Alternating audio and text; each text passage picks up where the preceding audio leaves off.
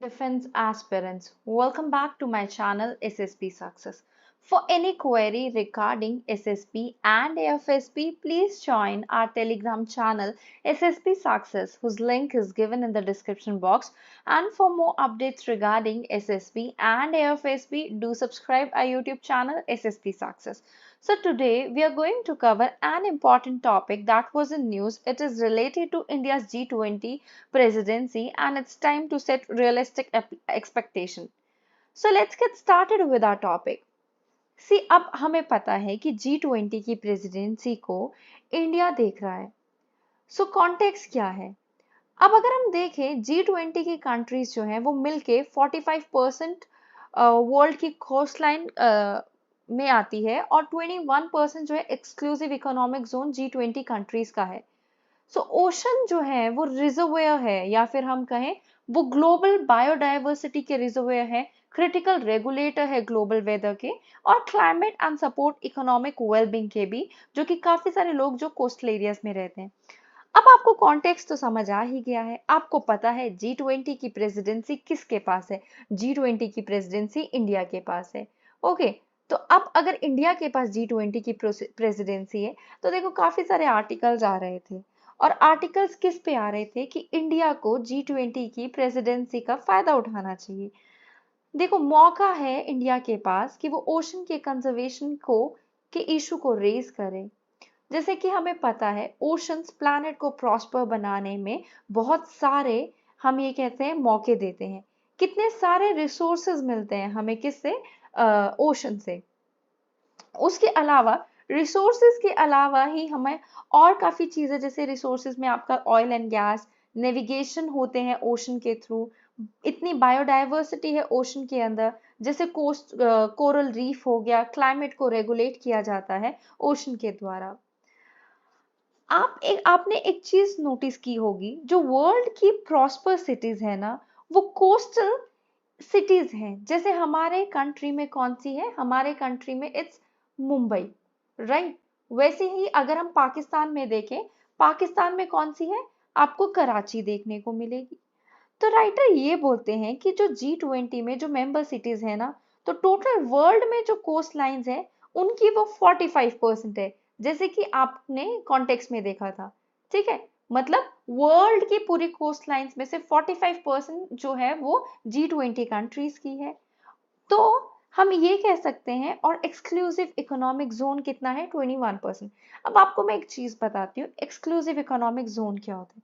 देखो ये कोस्ट है आपकी, ठीक है, ये लाइन.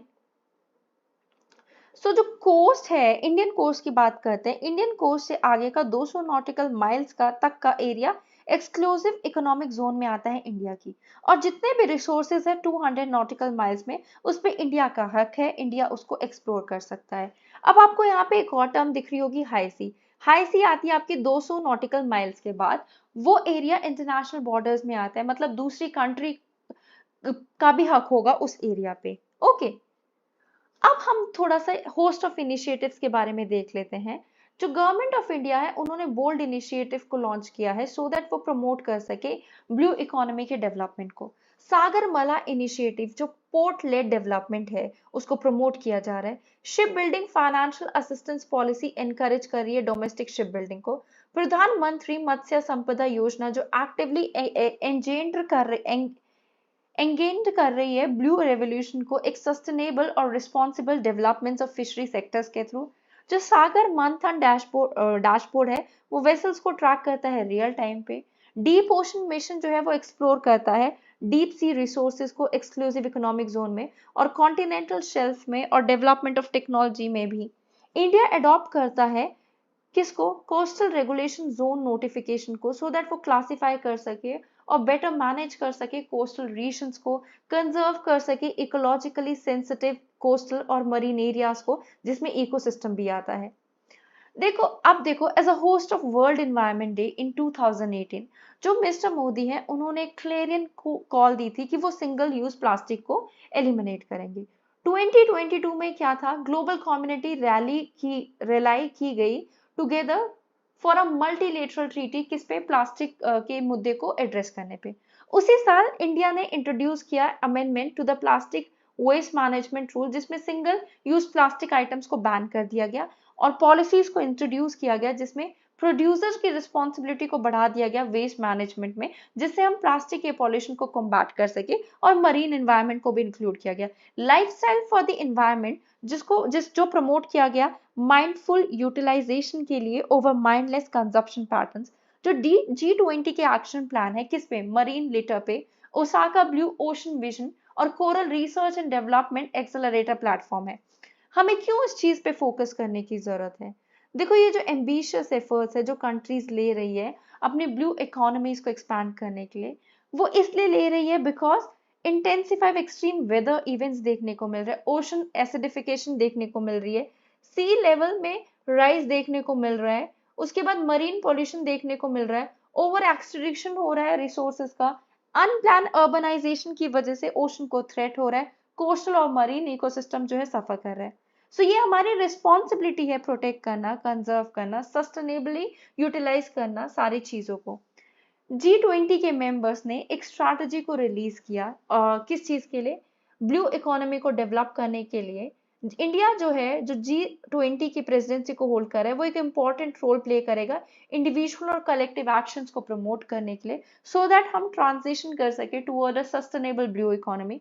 अगर हम कंक्लूजन की बात करें, ये फोरम प्रेजेंट करता है एक एक्सेलेंट अपॉर्चुनिटीज को, सो दैट हम एक इफेक्टिव कम्युनिकेशन बिल्ड अप कर सके सारे स्टेक होल्डर्स के साथ, और बेस्ट प्रैक्टिसेस को शेयर किया जा सके, कोलैबोरेशन को फोस्टर किया जा सके for advancement in science and technology, public private partnership को प्रमोट किया जा सके, और नोवल ब्लू फाइनेंस मैकेनिज्म को भी क्रिएट किया जा सके। जो स्पिरिट है वो है one earth one family one future, that is the logo जो ग्लोबल कम्युनिटी को फोकस करने की जरूरत है जब हम ओशन कॉमन्स के वेलबींग को देखें। So guys, that was all. I hope you like the video. If you like it, do like it, share it, and subscribe our YouTube channel SSP Success. You know very well, like your likes and comments motivate me to make more and more videos, and I'm trying to make every day a video, like at the same time only. That is because of your motivation only. Thank you.